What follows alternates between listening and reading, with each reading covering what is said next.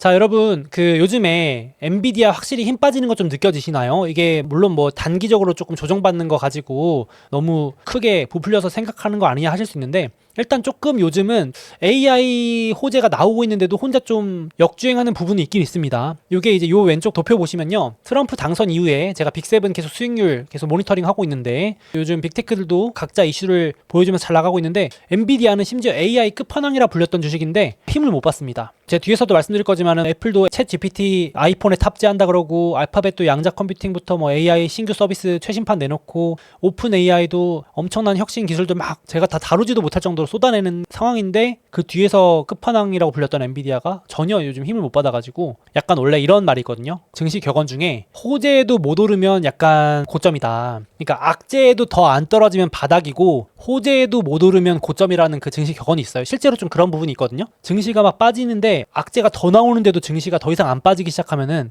이제 악재가 다 반영됐다, 빠질 만큼 빠졌다 이렇게 보시고, 호재가 계속 나오는데도 이제 어느 순간부터 주식이 거기에 반응을 안 하고 더 못 오르기 시작하면은 이제 더 사줄 사람이 없나? 더 비싸게 받아줄 사람이 없나? 이런 말이 있는데, 또 이런 얘기도 나옵니다. AI 호재에도 못 움직인다 이런 얘기 나오는데, 그래서 엔비디아 힘 빠지는 부분에 대해서 좀 얘기를 해보려고 하는데요. 제가 혹시 기억나시나요? 제가 얼마 전에 다우의 저주 소개를 해드렸는데, 공교롭게도 엔비디아도 결국 다우의 저주에 걸린 걸까 하는 생각이 좀 들더라고요. 제가 11월 달에 한번 소개해드렸었는데 기억나시죠? 다우 지수에 편입되면 향후 그 종목은 1년 동안 성과가 안 좋았다. 그러니까 막 폭락한다 이런 말씀 드리는 게 아닙니다. 다우지수 편입되기 전에는 되게 좋다가 막상 다우지수 들어가면 희한하게 1년 동안 좀 부진하다, 지수보다도 못 미치는 경우가 많더라, 이렇게 이제 다우의 저주였는데, 설마 했는데 지금 좀 그런 흐름으로 가고 있긴 해요. 그래서 다우지수에 들어간 종목이 11월 8일자로 엔비디아랑 셔원 윌리엄스, 미국의 대표 페인트 도료 대표 회사, 이 두 회사인데, 제가 진짜 그냥 혹시나 해서 계산해 봤는데 다우지수 편입되고 나서 엔비디아 9% 넘게 빠지고 있고, 셔원 윌리엄스는 5.7% 빠지고 있어요. 다우는 지금 약보합 수준인데 비해서 초과 하락을 하고 있죠. 우연의 일치인지 모르겠고 좀 더 봐야겠지만 약간 부진하다 이렇게 보고 있고, 지금 이제 이유로는, 명분으로는 엔비디아가 조금 독주 체제가 흔들릴 거다, 흔들리기 시작했다, 이런 우려가 본격 반영되고 있죠. 원래 이런 얘기는 많았는데 이제 조금 주가에 본격 반영이 되는 거 아니냐 이런 얘기도 있습니다. 예를 들면은 엔비디아의 독주 체제를 막을 걸로 이제 브로드컴이라는 회사, 주주분들 축하드리는데 이번 주에 많이 올랐죠. 20몇 % 올랐습니다. S&P 500에서 수익률 1등 기록했는데요, 이번 주 주간으로 20% 넘게 올랐습니다. 그래서 원래는 엔비디아 브로드컴이 같이 오르락 내리락 하는 편이었는데 이번에 거꾸로 움직여가지고 시장이 또 주목을 하기도 했어요. 그러니까 이제 같이 AI 시장이 커지는 거에 수혜주라고 불렸는데, 이제는 엔비디아 자리를 당장은 아니지만 브로드컴이 위협할 수 있다. 왜냐하면 브로드컴이 빅테크, 대형 클라우드 기업과 함께 엔비디아 대항마를 만들기로 했다. 이런 사실들이 점점 구체적으로 나오기 시작하면서 이제 시장이 거꾸로 약간 반영하는 거 아니냐, 엔비디아 점유율을 브로드컴이 좀 뺏어올 수 있는 걸 반영하는 거 아니냐, 이런 얘기도 나오고 있습니다. 무슨 말인지 아시겠죠? 그래서 아예 당장 엔비디아만큼 반도체 못 만들어야 하실 수 있는데, 이제 주식시장이 원래 기대감으로 움직이는 거니까. 그래서 이제 이번에 브로드컴이 실적을 발표하면서 빅테크 맞춤형 자체 AI 반도체를 무려 3곳이랑 개발하고 있다 이렇게 말하니까 엄청 큰 거잖아요. 여태까지는 사실 엔비디아 실적의 대부분은 빅테크가 쓰는 돈이거든요. 대형 클라우드, 아마존, 마이크로소프트, 구글 이런 데가 AI 데이터 센터 만들기 위해서 엔비디아한테 돈 쏟아부어가지고 반도체 주문 넣은 건데, 그걸 이제 더 이상 안 할 수도 있다라는 얘기잖아요. 그러니까 이제 사실 브로드컴 입장에서는 엄청난 호재고, 엔비디아 입장에서는 악재가 맞긴 맞죠, 단기적으로. 거기다가 이제 동시에 애플도 브로드컴하고 AI 칩 개발하겠다고 대놓고 밝혔고,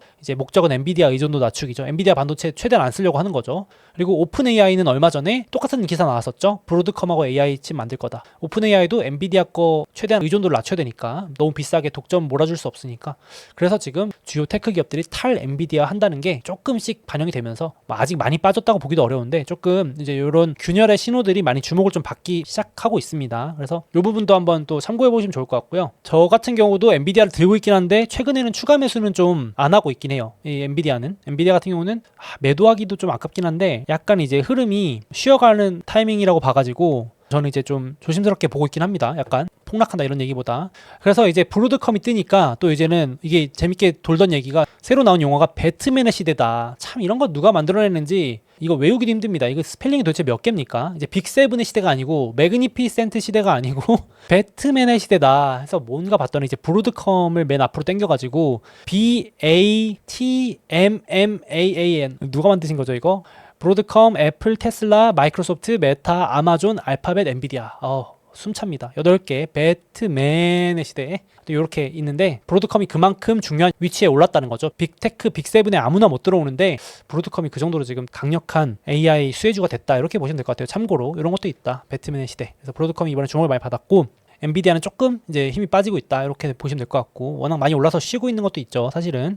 그리고 이제 사실 제가 봤을 때는 저런 것도 있고 약간 지금 트럼프가 이제 결국 2025년부터 2차 미중전쟁 분명히 할 텐데 중국하고 안 싸울 수가 없잖아요. 이 패권 전쟁을 해야 되니까. 근데 결국은 이제 이번에 희생양이 엔비디아가 될 가능성도 좀 높겠죠. 결국은 지금 중국도 볼모로 삼는 게 결국은 엔비디아입니다. 반독점법이라는 명분을 삼아가지고 엔비디아 막 조사하고 들어가는데 제가 기억하는 게 2018년 1차 미중전쟁 때는 애플이 희생양이었거든요. 애플 주가가 많이 빠졌어요. 그때 뭐만 하면 애플 불매운동한다 그러고 중국이 애플 막 때리고 안 좋은 기사 내보내고 그러면서 그때는 막 애플 주가가 이거에 엄청 흔들렸는데 이번에는 확실히 애플은 지금 미중전쟁 영향 전혀 없죠. 이제 생산 기지를 인도나 이런 데로 많이 옮겨서 그럴 수도 있지만 확실히 지금 주 타겟이 엔비디아가 된 게 느껴집니다. 그래서 약간 이번에도 2018년처럼 미중전쟁이 2025년에 일어나면은 엔비디아 주가가 오르락내리락 많이 희생양으로 될 수도 있겠다 이런 생각도 듭니다. 그래서 지금 미국 자체적으로도 엔비디아 반도체를 자꾸 중국이 딴 길 통해서 사가니까 어떻게든 막으려고 또 규제 만든다고 하고 있고 트럼프 행정부 들어와서도 엔비디아가 미워서가 아니고 중국이 못 사가게 막아야 되니까 어떻게든 계속 규제 때리기 할 것 같습니다. 중국도 보복하고. 그래서 제가 봤을 때는 브로드컴 같은 기업하고 경쟁 심화 이슈도 있는데 미중전쟁에 대한 우려도 아직 끝난 게 아니기 때문에 복합적으로 반영되는 게 엔비디아 조금 악재로 작용하는 게 아닌가 생각이 듭니다. 그래서 2018년에도 그랬지만 결국 빠지면 기회였죠. 조정이 왔으면 기회입니다. 그래서 엔비디아 저도 지금 애매하게 빠져서 그런데 많이 빠지면 당연히 추가 매수할 생각이 있고 다만 2018년처럼 2025년에도 이런 엔비디아가 조금 부진할 수 있겠다라는 거는 참고하셨으면 좋겠습니다. 그래서 좀 극단적인 리포트도 하나 나와가지고 제가 사실 오늘 이것 때문에 엔비디아 얘기를 시작한 건데요. 좀 충격적인 전망을 하는 리포트가 나왔습니다. 상당히 비관론적인 리포트인데 엔비디아가 이제 선행 지표 역할을 한다. 그래서 엔비디아 주가 잘 봐라. 이번 장세에 피크를 보여주는 게 엔비디아다. 그래서 이제 논리를 펼쳤는데 제가 이거는 라이브 끝나고 소수견 공유 드리고 소목 라운지도 업로드 해놓을게요. 제가 요약해드린 이 내용만 보셔도 됩니다. 세 가지 근거를 달았는데 자, 첫 번째 이번 사이클 대장주는 누가 뭐래도 엔비디아가 맞다. 근데 엔비디아가 지금 실적이 성장률이 나빠지고 있으면서 이제 곧 뒤따라 주가도 성장성 둔화를 따라서 내려올 가능성이 있다. 원래 엔비디아는 여태까지 한 번도 빠짐없이 성장률하고 같이 함께 움직였는데 2024년 들어서 지금 버티고 있지만 결국 성장률 둔화가 본격화되면서 주가도 따라 빠질 거다. 이게 첫 번째 주장. 두 번째 근거는 엔비디아가 바이든 행정부의 최대 수혜주였다. 그걸 부인할 수 없다. 왜냐하면 바이든이 보조금 뿌리고 각종 법안 통과시켜서 재정 지출 확대를 했는데 거기서 쏟아져 나온 그 돈이 소위 말하는 눈먼 돈, 유동성이 AI 대장주인 엔비디아로 쏟아져 들어간 게 분명히 부인할 수 없다. 그러니까 엔비디아가 좋아서 올라간 것도 있는데 그거보다 더 많이 올라간 부분이 있다. 그러니까 거품이 좀 껴있다. 왜냐하면 눈먼 돈들이 들어가서 정부에서 풀린 돈이 대장주로 들어갔기 때문에. 그래서 이번 트럼프 행정부는 기조가 재정 지출 삭감이기 때문에 보조금도 축소하거나 최대한 낭비되는 눈먼 돈을 줄이려고 하기 때문에 그 최대 수혜주였던 엔비디아도 주가도 빠질 수도 있다. 그래서 이런 주장을 하는 겁니다. 그래서 완전 말도 안 되는 주장은 아니잖아요. 이게 한번 들어보실 만한 거라서 가져왔는데 거기다가 또 한 가지 요 근거도 재밌습니다. 한국 주식, 한국 증시는 글로벌 선행지표다. 실제로 이제 한국 증시는 반도체이고 반도체는 글로벌 경기, 제조업 이런 거에 선행지표 역할을 해주기 때문에 전 세계 투자자들도 한국 지표 많이 보죠. 그래서 3에서 6개월 정도 시차를 두고 미 증시에 영향을 줄 수 있는데 결국은 지금 한국이 먼저 빠지고 있고 3개월에서 6개월 뒤에 미국도 빠질 거다라는 얘기를 하는 겁니다. 상당히 찜찜한 주장이죠.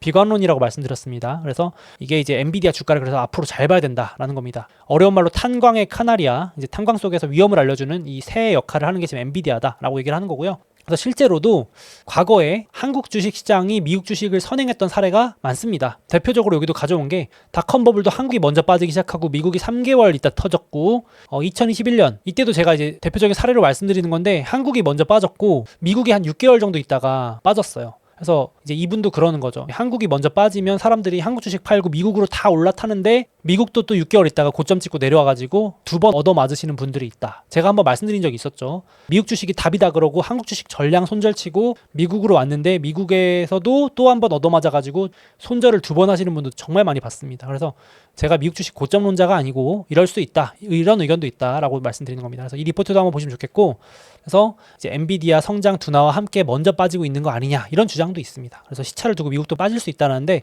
과연 이제 물론 반박할 수 있는 주장도 많은데 이런 의견도 있다 보시면 될 것 같아요. 그래서 일본의 대표 증권사인 노무라에서도 비슷한 보고서를 냈습니다. 이번에 엔비디아가 내년에 증시에 충격을 줄 수 있는 하나의 대표적인 요인 중에 하나로 봐야 된다. 분명히 엔비디아가 AI 장세의 주도주 대장주가 맞았기 때문에 조금 힘 빠지는 건 좀 눈여겨봐야 될 필요가 있겠죠. 시총도 지금 3등이니까 엔비디아 주가가 빠지면 아무래도 나스닥도 좀 영향을 받을 수밖에 없기 때문에 그런 의미에서 좀 볼 필요가 있겠습니다. 그래서 제가 앞선 영상에서도 말씀드렸지만 그렇지만 단기적으로 조금 힘 빠지거나 조정이 올 수 있지만 조금 길게만 보시면 AI 사이클이 끝물이라고 하기에는 이제 막 AI로 이제 뭔가 돈을 벌어볼까 하고 AI로 만들어지는 생산 서비스들이 곧 세상에 이제 풀려 나오기 시작하는데 그거 가지고 AI 끝물이라고 하긴 좀 그렇고 바통 터치 정도 어떨까요? 저는 그래서 주도주 변경으로 좀 더 확률상 높게 보거든요.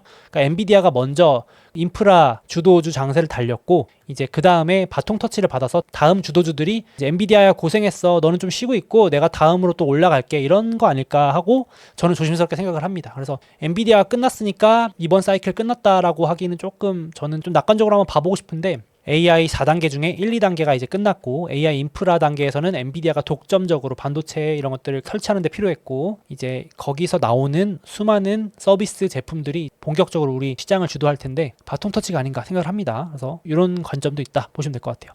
그래서 이번에 제가 너무 많아가지고 정리하다가 이거 다 하다가는 1시간도 넘겠다 싶어서 요약을 그냥 해버렸는데 제가 애플도 챗 GPT랑 시리랑 이제 탑재해서 본격적으로 사람들이 이제 챗 GPT를 아이폰에서 정말 편리하게 쓸 수 있게 됐고 시리를 부르면 그냥 자동으로 챗 GPT가 되는 겁니다. 그리고 이제 오픈 AI도 지금 하루에 하나씩 신기술 공개하고 있어가지고 앞으로 연말까지 12개 계속 공개한다고 매일매일 12일 동안 공개한다 그랬는데 챗 GPT, 오픈 AI 서비스를 쓰면 쓸수록 그 클라우드를 운영하는 마이크로소프트도 수혜주고 오픈 AI가 돈 많이 벌면 뒤에서 대주주인 마이크로소프트 돈 벌고 물론 요즘 주가가 좀 생각보다 별로 안 올라와서 재미가 없다 하실 수 있는데 금리가 좀 더 내려가야 됩니다. 마이크로소프트 같은 주식들은 금리가 내려가야지 팍팍팍 올라주는 수혜주거든요. 금리에 되게 민감합니다. 소프트웨어가. 그래가지고 그런 부분도 좀 있습니다. 올해 상대적으로 좀 부진하죠. 내년에 금리 인하 때는 좀 더 괜찮을 수 있다고 좀 생각을 해봅니다. 조심스럽게. 그리고 구글 같은 경우는 양자 컴퓨터 기술을 하나 또 발표해가지고 난리가 났었고 뭐 10에 24승년만큼 걸릴 일을 5분 만에 해결해가지고 난리가 났다 그러는데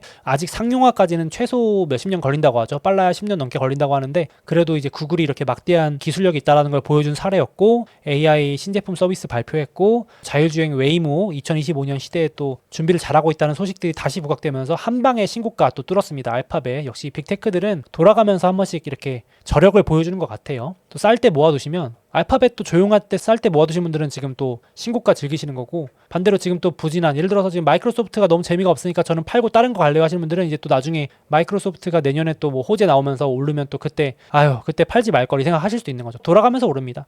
테슬라 올해 혼자 마이너스 50% 갈 때도 있었는데 이렇게 돌고 돈다. 제가 그래서 빅7 그냥 골고루 모아놓으셨는 것도 방법이다라고 말씀드리는 게 그냥 돌아가면서 다 열심히 미래 먹거리 준비하면서 달리고 있다. 준비하고 있다. 머리 아프신 분들은 나스닥 ETF가 제일 좋다. S&P 500 ETF도 좋고요. 이렇게 말씀드립니다. 그래서 빠르게 한번 정리해봤고요. 지금 구글도 다시 막 주목을 받는 거죠. 참 이게 사람들이 구글 이제 AI에서 위험하다 막 이랬었는데 또 다시 이제 주가가 오르니까 저평가된 주식입니다라고 이제 막 분석하기 시작하시는 거예요. 그러면서 AI에서는 제미나이랑 딥마인드, 데이터 센터, 자체 반도체, 자율주행 웨이모, 퀀텀 서비스, 이번에 양자 컴퓨팅 윌로우라고 해서 서비스 반도체 발표했죠. 그리고 핸드폰 안드로이드 체제, 소셜미디어 유튜브 가지고 있고, 그리고 메타버스 시대도 준비하고 있고, 아직은 멀었지만 바이오 쪽도 준비하고 있고, 구글이 준비 안 하고 있는 게 없다. 그래서 저평가된 빅테크다. 이러면서 또 이제 다시 듣고 보니 그러네 하실 수도 있는데, 그러니까 이렇게 주가가 빠질 때는 사람들이 관심이 없다가 또 오르면은 관심을 갖게 되거든요. 그래서 믿음이 있는 주식들 미리미리 부진할 때나 좀 빠질 때 분할 매수 해놓으시면 또 이렇게 좋은 소식 나오면서 또 올라가고 그러더라고요. 빅테크는 걱정할 게 없다. 다시 한번 생각이 들었습니다. 그래서 남의 말 듣지 마시고 본인이 좋아하시는 빅테크 몇 개 고르시는 거랑 S&P 500 나스닥 분할 매수 하시는 게 제일 저는 개인적으로 좋다고 보여집니다. 이렇게 보시면 될 것 같고, 그리고 제가 역시 이번 소식을 준비하면서도 드는 생각은 이 TSMC가 진짜 끝판왕이구나 이 생각 다시 한번 들었습니다. 전 세계에서 반도체 생산하는 1등 기업이죠. 이제 내년에 점유율이 66%로 올라가는데요. 모든 빅테크가 AI 소식을 발표하면서 기사에 읽어보면 같이 포함되어 있는 게 TSMC랑 같이 협업한다라는 그 내용이 단 한 줄도 빠지는 게 없습니다. 한번 보시면 애플도 뭐 발표하면 신제품, 신규 반도체, 자체 칩은 TSMC랑 만들 거다. 오픈 AI도 2026년 7년까지 자체 반도체 TSMC랑 만들 거다. 빅테크, 구글, 아마존 이런 애들 다 우리 자체 최신 반도체 만들 건데 다 TSMC랑 한다. 그러니까 이게 진짜 그 제가 가장 좋아하는 전략인 제 책에도 있지만 뒤에서 웃는, 뒤에서 조용히 돈 벌어가는 아무나 이겨라 주식의 대표 사례가 아닌가 싶습니다. 제 책에도 있죠. 어떤 빅테크가 이길까요? AI 끝판왕은 누굴까요? 테슬라일까요? 누굴까요? 오픈 AI일까요? 뭐 애플일까요? 누구 하는데 그걸 몰라도 뒤에서 그냥 조용히 쓸어가는 거는 이제 TSMC. AI 반도체 생산의 66%, 시장 파이는 계속 커지는데 그 파이에서 66%를 혼자 독식한다는 거 엄청 무서운 기업인 것 같긴 합니다.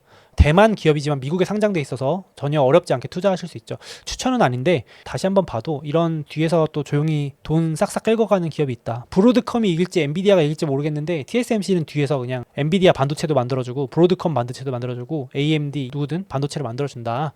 이런 관점도 한번 생각해 보시면 좋겠습니다. TSMC라는 기업도 진짜 우상향할 수 있는 좋은 기업 중에 하나인 것 같습니다. 그래서 오늘은 엔비디아가 조금 힘 빠지는 것 같아가지고 그런 또 비관론적인 얘기들이 많이 나와서 겸사겸사 리포트 한번 소개드려봤습니다. 요즘에 조금 단기로 낙관론적인 게 너무 많아가지고 또 반대로 한번 비관적인 것도 한번 보자 하는 입장으로 리포트 하나 챙겨왔으니까 제가 공유 드릴 테니까 소목 라운지 놀러 오셔가지고 보시면 좋을 것 같아요. 자, 다음으로 드디어 미국 금리 인하 사이클이 시작됐습니다.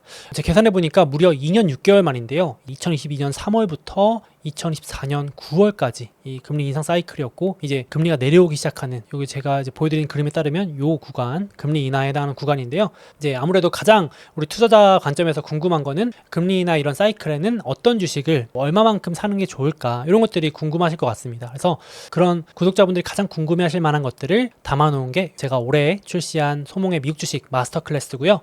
그리고 또 중간중간에 요즘 또 경기 둔화 우려, 중간중간 변동성도 커지는 구간인데 이게 지금 증시가 조정을 받고 있는지 진짜 위기가 시작되는 건지 뭐 이런 것들을 스스로 구분하고 싶을 때가 있으실 겁니다. 누구는 이렇다고 하고 누구는 저렇다고 하니까 지금 뭔가 진짜 시장 조짐이 좋지 않은가를 판별해주는 제가 강력 추천드리는 위기 예언가 지표가 있습니다. 이런 것들을 소몽의 미국 주식 마스터 클래스에 넣어놨습니다. 그래서 본격적으로 시작되는 금리 인하 사이클과 또 중간중간에 찾아오는 조정장에서 스스로 이제 찐 위기인지 가짜 위기인지 판단할 수 있는 그런 노하우들을 제가 요 미국 주식 마스터 클래스에 담아놨으니까 나는 이런 부분들을 제대로 공부해서 한번 투자해보고 싶다 하시는 분들은 제가 이 영상 더보기와 댓글에 링크 남겨놓을 테니까 한번 살펴보시면 좋을 것 같습니다. 그리고 마지막으로 제가 미국 주식 투자를 10년 가까이 해오면서 구독자분들이 어떤 것들을 특히나 궁금해하시고 도움을 필요로 하시는지 잘 알고 있기 때문에 이 실전 투자에 꼭 필요한 내용 위주로 이 강의에 담았습니다. 그래서 이 영상의 더보기 댓글 링크 참고하셔서 한번 살펴보시면 투자에 도움이 되시지 않을까 생각합니다.